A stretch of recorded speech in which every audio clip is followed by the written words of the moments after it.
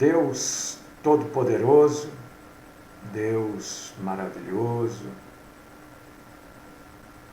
Deus querido,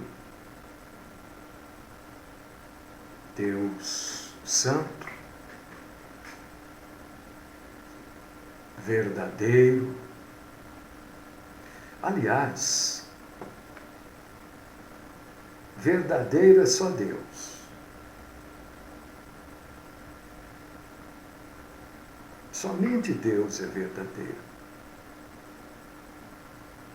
A você, meu irmão, que está aí me ouvindo, me vendo, minha irmã,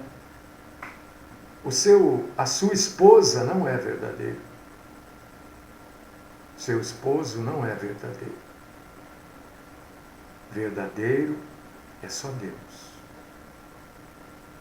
Toda verdade provém de Deus.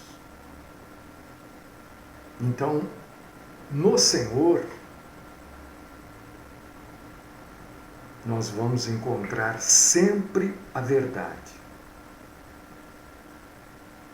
Porque Ele é a própria verdade. O ser humano, não. Nenhum ser humano.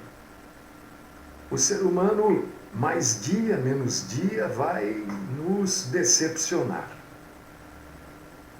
Nós vamos cair em decepção com o ser humano, ou com os seres humanos, né? É mais fácil um ser humano nos decepcionar do que um animal. Mas Deus é verdadeiro. Então, se você quer verdade, fique com o Senhor.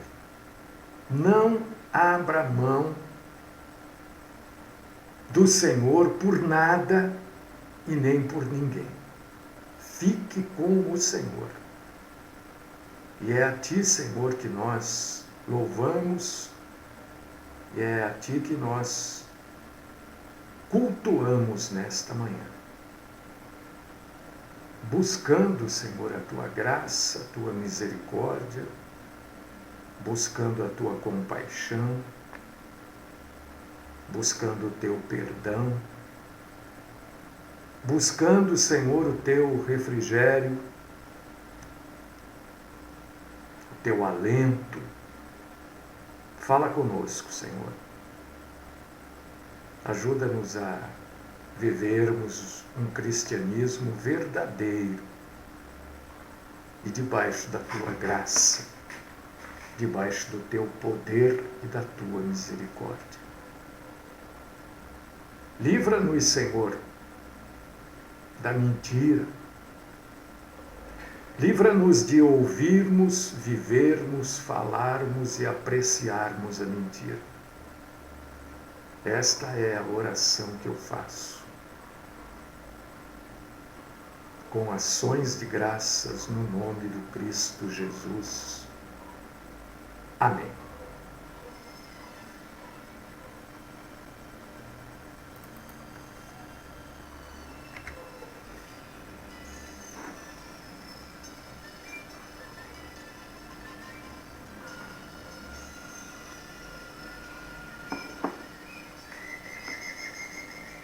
Bom, hoje nós vamos então começar com o livro do Apocalipse. Vamos começar aqui, obviamente, no capítulo 1, né? Versículos do 1 ao 20. Eu não vou ler, porque é muita coisa para ler, né? Mas eu indico aqui para você que você leia o livro do Apocalipse, se possível, algumas vezes, e tentando ver na sua imaginação aquilo que João escreveu. Né? Quando você estiver lendo, tenta ver na sua cabeça, na sua imaginação, aquilo que João escreveu. Tente, Não se preocupe, a princípio, com a interpretação.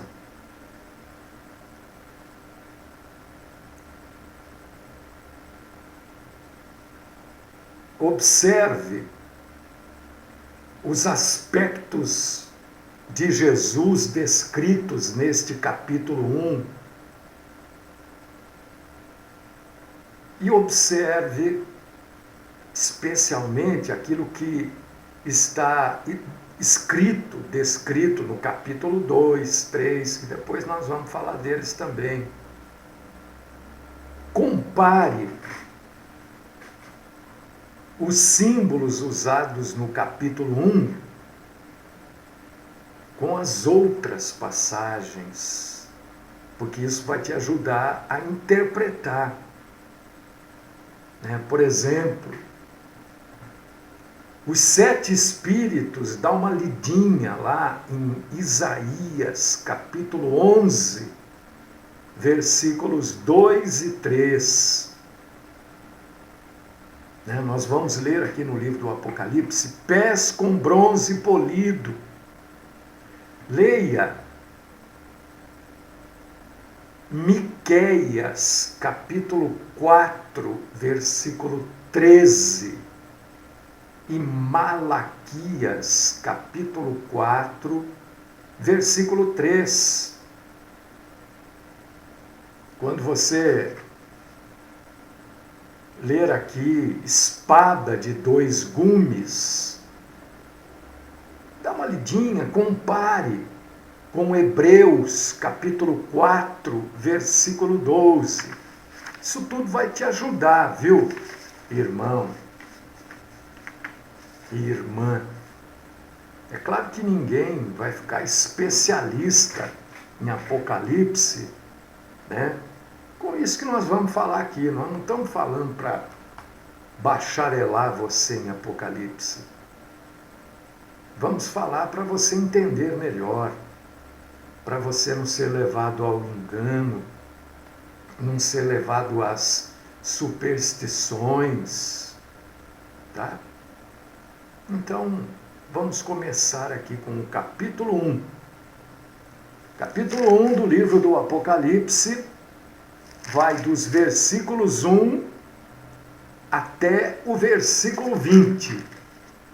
Este é o capítulo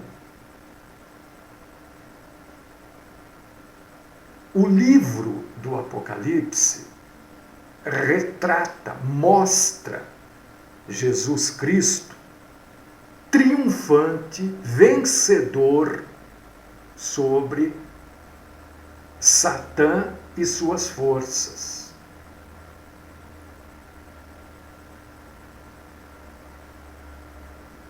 O livro do Apocalipse traz uma mensagem de conforto. Esta é a mensagem, de conforto. O livro de Apocalipse não é para fazer, não é para a gente debater, Nós vamos trazer aqui para vocês o propósito do livro. Acabar com o café, porque está ruim. Fui eu que fiz, está horrível. E esfria, fica pior ainda, Entendeu? Então o livro do Apocalipse não é para a gente ficar especulando, É para a gente entendê-lo. E quando a gente entende, a gente se alegra. Capítulo 1. João escreve o que ele viu. E eu quero que você leia, tentando ver o que João viu. Use as imagens que João descreve, faz com que elas brotem na sua mente. Do 11 ao 19, a gente precisa tentar, pelo menos, visualizar as cenas na nossa imaginação. Aquilo que João viu. Vamos tentar imaginar. Não se esqueça que isso foi escrito há 2000 anos atrás. Não se esqueça que os escritores, não só do livro do Apocalipse, que é o único escritor, João, mas os escritores dos evangelhos, das cartas, do Velho Testamento, eles escreveram baseados, fundamentados naquilo que eles conheciam. Né? Eles não conheciam avião, não conheciam canhão, torpedo, míssil, não conheciam, não existia isso ainda. Entendeu? Então a gente precisa ter isso na cabeça. Eles escreveram usando exemplos das coisas que eles conheciam. Hoje nós conhecemos infinitamente mais.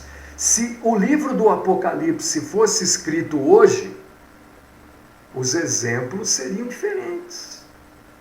Falariam da mesma coisa, mas usariam outras figuras, outros símbolos. Porque eles usaram aquilo que eles conheciam. Hoje nós conhecemos o que eles conheciam, mais 2000 anos de história.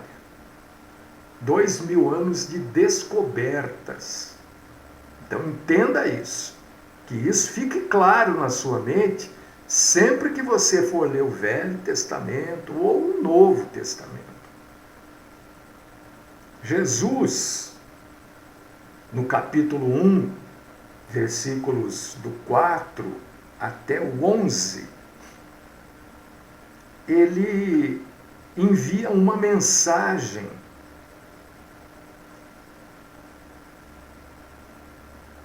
às 7 igrejas. E aqui eu já faço um alerta para você. Nenhuma dessas igrejas tinha um nome. Igreja, não sei o que, não sei o que, não sei o que. Não. Elas tinham o nome do lugar que elas estavam. Assembleia, não sei da quanto. Igreja do Evangelho, não sei do que. Não tinha. Ela tinha o nome do lugar que elas estavam. E aquelas igrejas desta época, em que o Apocalipse foi escrito, essas 7 igrejas, dessas 7 localidades, estavam passando por um período de dura perseguição.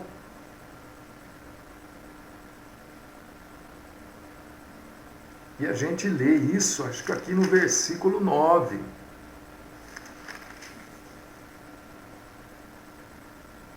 Assim, aqui, ó. Eu, João, irmão vosso e companheiro na tribulação. Porque essas igrejas eram perseguidas. Não é essas perseguições que falam aqui hoje, não. Aqui no Brasil não tem perseguição nenhuma de igreja. Né? Aliás, a classe política luta para que as igrejas nem impostos tenham. E Jesus sempre disse, dai a César o que é de César. Então você vê aqui que aqueles políticos lá de Brasília, que se dizem cristãos, como eles não conhecem a Bíblia ou não seguem a Bíblia. Porque dai a César o que é de César, pague o imposto que é devido. E eles lutam para que a igreja não pague imposto nenhum. Bom, mas eles sofriam perseguição.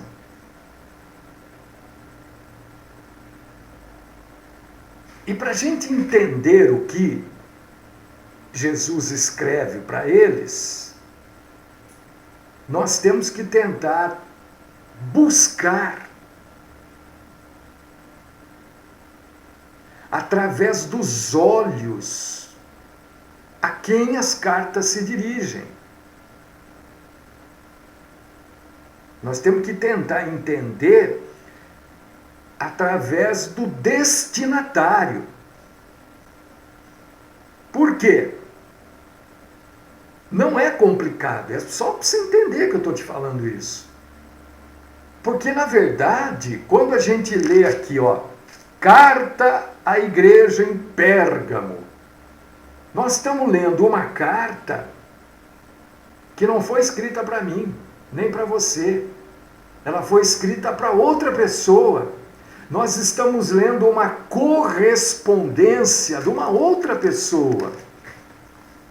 Por causa disso que nós temos que tentar entender através dos olhos do destinatário original. A sua igreja, você, nós aqui que somos igreja, estamos em Pérgamo, estamos em Tiatira? Não, nós estamos aqui em Campinas, em Sumaré, em Hortolândia, em Valinhos, sei lá onde nós estamos, né? Tem pessoas de várias localidades agora nos acompanhando e que vão nos acompanhar a qualquer dia e a qualquer hora. Mas esta carta não foi dirigida para nós, então nós temos que nos colocarmos no lugar do destinatário da carta. Tá? Você já tinha pensado assim? Provavelmente não. Então, isso vai te ajudar a entender. O livro do Apocalipse em si, ele revela as coisas que aconteceriam logo, as coisas que estavam aí para acontecer. Agora, o que a gente não pode esquecer é que, historicamente, o tempo não é como o tempo do nosso relógio. Né? O tempo de Deus é muito diferente. Desde que Cristo veio, teve início com Jesus os últimos dias. Você já me ouviu falar isso? Os últimos dias são os últimos dias desde a vinda de Cristo. Então nós estamos nos últimos dias há 2019 anos. Você vê como o tempo é diferente. Mas seriam as coisas que aconteceriam logo. Logo, quer dizer, nos próximos séculos. Apocalipse, na verdade, não descreve evento político. Não descreve evento político. Você vê que a gente já cansou de ler, né? Você já deve ter ouvido falar, por exemplo, olha, o Papa não sei quem é o anticristo. Por quê? Porque as pessoas ainda insistem que o Apocalipse vai descrever um evento político. Olha, o Hitler era um anticristo. Você não ouviu? O fulano de tal é anticristo. Porque eles continuam com essa ideia. Todos os eventos políticos relacionados ao livro do Apocalipse, né? Esses símbolos especiais já aconteceram. Isso tudo que está descrito politicamente no livro do Apocalipse, as predições políticas já foram cumpridas pouco depois de o livro ter sido escrito. Porque o livro não é político. Só para você entender melhor isso, quando Daniel, eu sempre digo, né, quando falam, pastor Mário, fala do livro do Apocalipse, eu digo, olha, é muito difícil falar do Apocalipse sem falar de Daniel. Porque tudo começou em Daniel. Quando Daniel escreveu sobre acontecimentos que iriam ocorrer 400 anos mais tarde, ele selou as palavras porque elas se referiam a um futuro de 400 anos mais tarde. Você vai ler sobre isso que eu acabei de falar em Daniel, livro de Daniel, capítulo 8, versículo 26. Já tinha um tempo determinado, 400 anos. Quando João escreve o livro do Apocalipse, ele não sela. Por que ele não sela? Porque o tempo estava próximo. E isso a gente lê, ó. Apocalipse, capítulo 22, versículo 10. Leia comigo. Não precisa ler agora, pode ler depois, mas leia. Disse-me ainda, não seles as palavras da profecia deste livro, porque o tempo está próximo. O tempo é próximo. Pode ser muito tempo para mim, para você, mas para Deus é próximo. Eu sempre digo, não esqueça do que você já leu, do que você está lendo, e não esqueça que você ainda vai ler coisas. Um dia, 1000 anos, 1000 anos, um dia. A gente não pode se esquecer disso. Então Daniel selou. Por quê? Porque tinha um tempo, 400 anos. João não sela, porque o tempo é próximo. Quando você estiver lendo, ou mesmo, eu não gosto de chamar estudando, mas ali, buscando mais informações no livro do Apocalipse, não se esqueça que o livro do Apocalipse foi escrito com símbolos. Apocalipse 1, 20.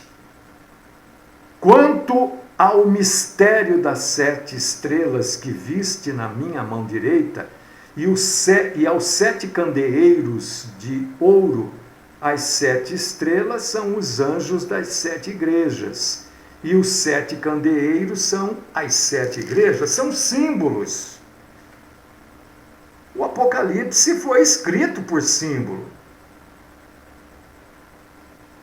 7 igrejas, 7 anjos.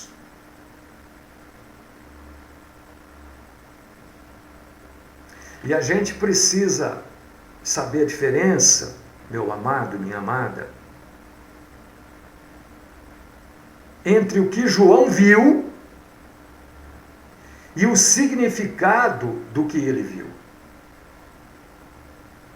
Acabei de falar, ele escreve fundamentado naquilo que ele conhecia, no conhecimento da época. Os livros como Daniel, Zacarias, Ezequiel, Isaías, usam uma linguagem figurada semelhante. Os símbolos. Precisamos entender isso. Ou, pelo menos, saber que isto é real. O livro do Apocalipse foi escrito com símbolos. Então, no capítulo 1. Capítulo 1, nosso Senhor Jesus apareceu para João. Você já tentou, por causa disso que eu estou dizendo, quando você estiver lendo, tente ter a visão que João teve. Tente imaginar que cena aterradora né? Esta aparição de Jesus para João. Não é esse Jesus que você vê aí, né? Nessas estátuas aí, que não é verdadeiro aquele Jesus, né? Não é lá o Cristo Redentor que está lá de braços abertos no Rio de Janeiro. Não é, aquilo não é verdade. Aquilo não tem, né? Aqui na entrada, quando a gente vem pela Anhanguera, de Americana, Limeira, né? E você pega ali à direita para entrar em Campinas, ali na Vila Padre Anchieta, né? Tem lá um Cristo ali assim, na bifurcação, na divisão das estradas Dom Pedro e continuação com a Anhanguera, né? Bem ali em cima tem um Cristo ali. Aquilo não é Cristo coisa nenhuma. Aquilo não tem nada a ver. Não tem absolutamente nada a ver. Porque olha que imagem aterradora, que cena que João vê. Um Jesus Cristo enorme. Olha, para ter 7 estrelas na mão, João viu como estrela. Aquilo que ele via era tão brilhante que para ele parecia uma estrela. E o semblante de nosso Senhor Jesus, visto por João, resplandecia tanto, brilhava tanto o rosto de Jesus, que ele não via o rosto. Ele via luz, muita luz, como o sol. A hora que ele olha, ele fala, meu Deus, isso brilha como o sol. Ele não vê o rosto, tem nariz afilado, tem cabelos, tem barba, ele não vê isso.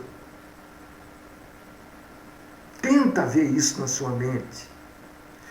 Quando Jesus fala, a voz do nosso Senhor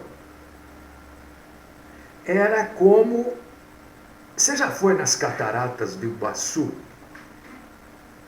Você não consegue conversar ali, né? Quando você desce ali na ponte e tal, põe aquela capa, aquelas coisas, você não consegue conversar, porque não dá para a gente falar. É muito barulho de água. Não é um estrondo.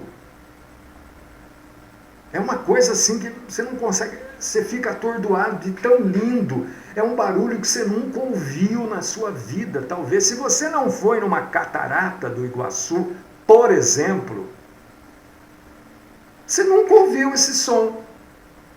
E João diz, olha, a voz do nosso Senhor era como o som de muitas águas.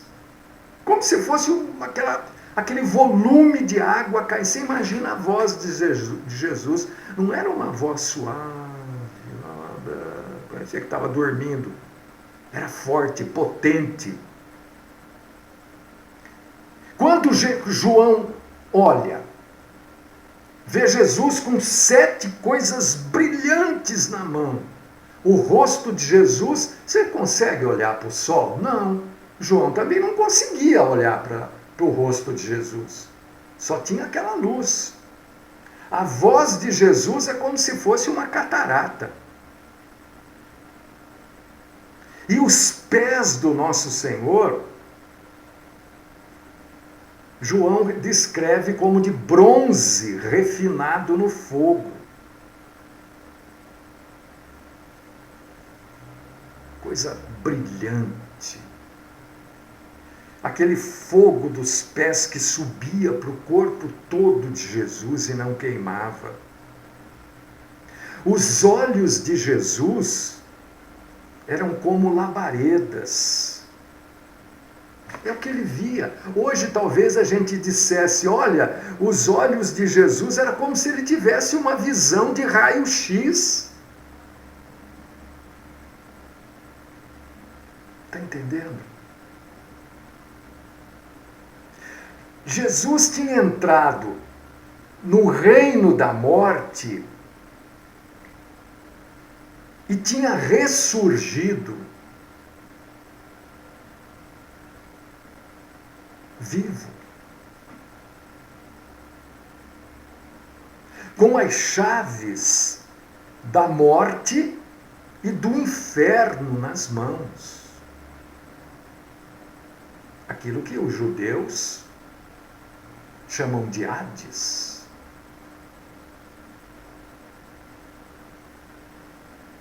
O que aconteceu com João? Quando ele vê tudo aquilo, tenta ver, nós não vamos conseguir, mas só para você buscar se identificar com o livro do Apocalipse. Você sabe o que aconteceu com João? Está escrito aqui na Bíblia. João desmaia. Então, quando a gente diz que essas imagens aí não tem nada a ver com Cristo, isso é uma bobagem que não tem tamanho, não é nada, mas nem chega aos pés de Cristo, porque olha como eram os pés de Cristo, como bronze refinado, não tem nada a ver. O negócio era tão grandioso, era tão formidável, era tão excelente, que um ser humano como João desmaia. Simplesmente desmaia.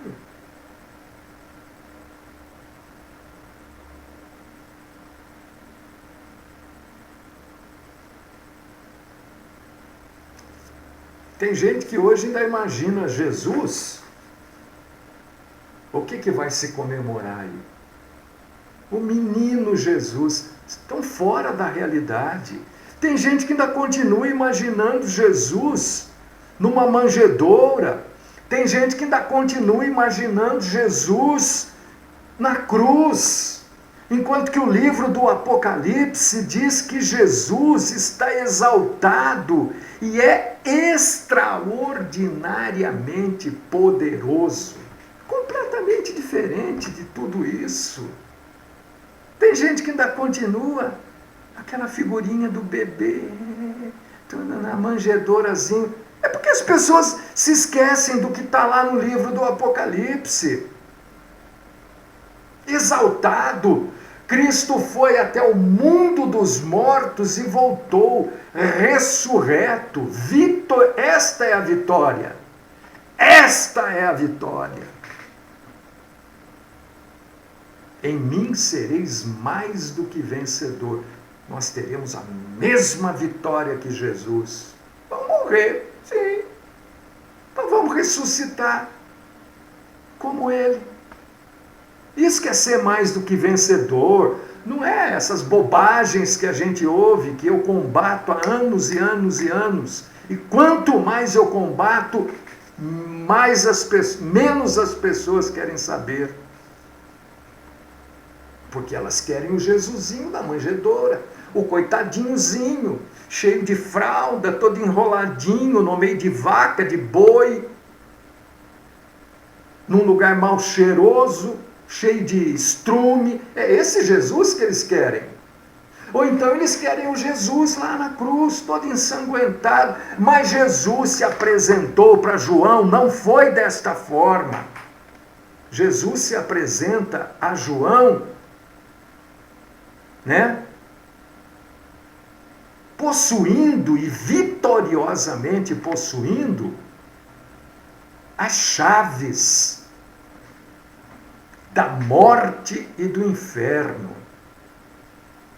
Nós não podemos deixar de ver o livro do Apocalipse através dessa grandeza, dessa beleza, dessa majestade.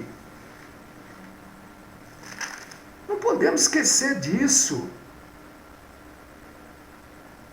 E João, quando vê este Jesus, eu repito para você, tem gente, principalmente os católicos, gente, não é a crítica pela crítica, é a crítica pelo conhecimento e pelo entendimento da verdade. As pessoas, quando veem essas imagens de Jesus na igreja, na rua, as pessoas, quando veem a imagem de Jesus lá o Cristo Redentor lá no Rio, Este Jesus que tem ali na entrada de quem vem de Limeira para Campinas, que eu acabei de falar, está com o bracinho aberto ali. As pessoas, e fazem o sinal da cruz. Ai, meu Jesus. Tem senhorinhas que falam, meu Jesusinho. E outros falam, ai, que bonitinha. Bonitinha coisa nenhuma. João, quando viu Jesus glorificado, João diz no versículo 17 de Apocalipse 1, quando o vi, caí a seus pés como morto. João não fez sinal da cruz. João não ficou fazendo assim. João não ficou girando, pulando, gritando, falando coisas que ninguém entende. A glória era tanta. A majestade era tanta. Que João simplesmente desmaiou. Ele diz, caí como morto. Desmaiou.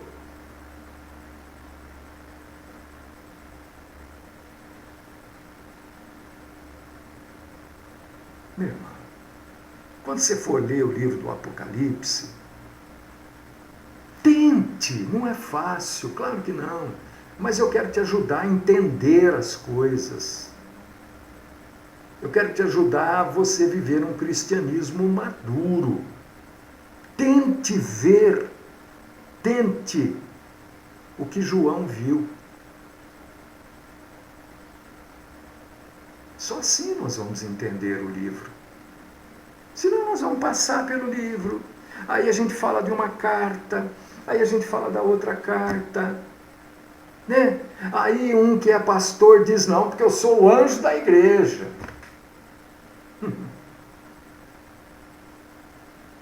Tente ver Jesus como João viu. Tente entender, sabe, esses símbolos. Jesus dizendo, olha, eu estive morto, mas agora eu estou vivo. Eu tenho as chaves da morte e do inferno. O que ele quer dizer com isso? Eu tenho as chaves da morte e do inferno.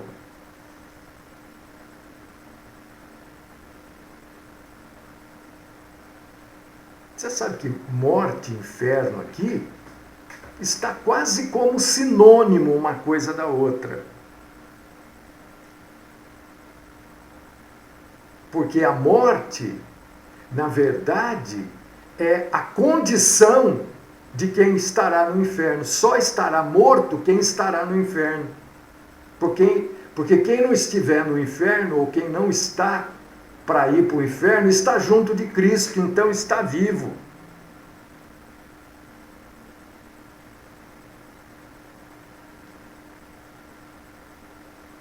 Estar morto é uma condição para ir para o inferno. Qualquer cristão salvo morre, mas não está morto. Está vendo como essas palavras, elas são como que sinônimos uma da outra? E quem decide é Cristo. É Cristo, porque ele tem a chave. Mas como é que ele decide? Ele não decide apontando, olha, esse vive, aquele morre. Não. Ele decide através da atitude que cada pessoa tem aqui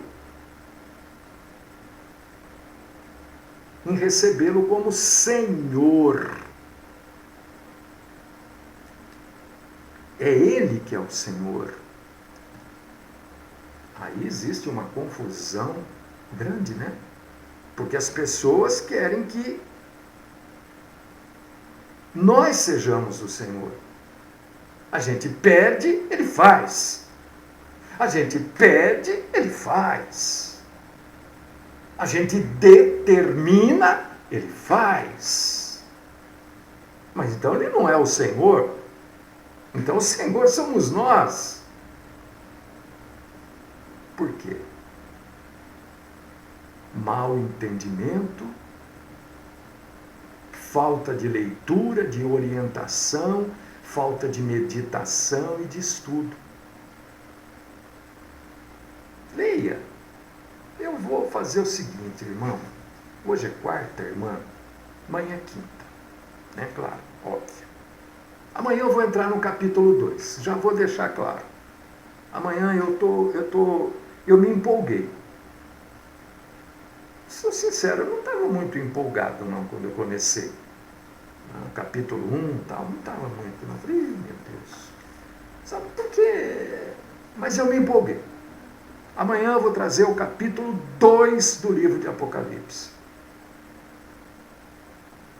Leia, né? Eu passei aqui para você algumas instruções, olha. Leia o livro, vou repeti-las, que vai lhe ajudar. Leia o livro tentando ver na sua imaginação o que João viu, o que João descreveu. Não queira interpretar. Você não está lendo para interpretar agora. Você está começando o livro do Apocalipse diferente. Né? Você começa, esquece tudo que você já leu, que você aprendeu, depois você junta tudo no final. Aquilo que for lixo, você joga fora.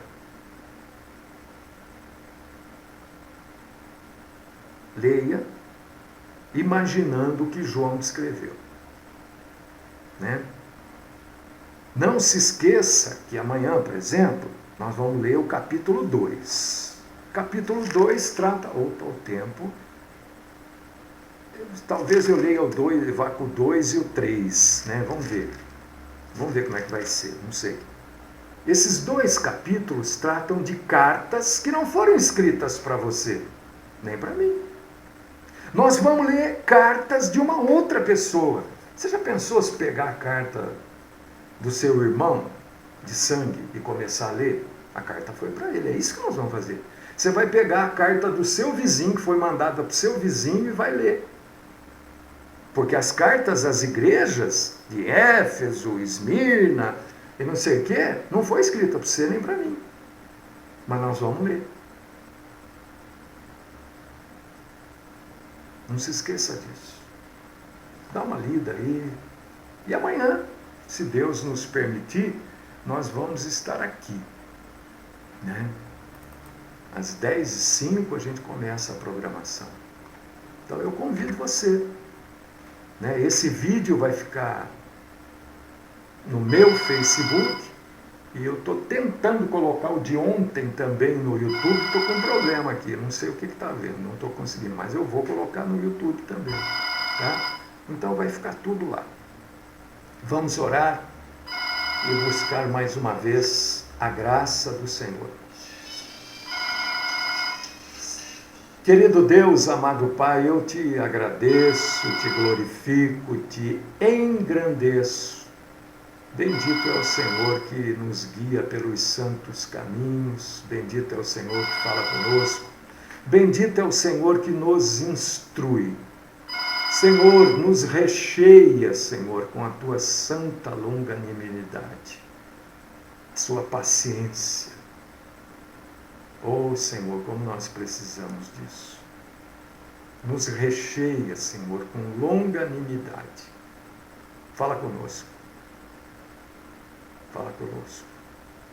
Livra-nos, Senhor, da mentira. A gente fala, livra-nos do mal, as pessoas não conseguem entender. Cria uma confusão isso. Então eu estou só falando, livra-nos da mentira. Livra-nos do mal, Senhor, principalmente da mentira. Sustenta-nos nas nossas fraquezas, porque somos fracos. E em Ti nós confiamos. Esta é a minha oração. No nome do Cristo Jesus. Amém.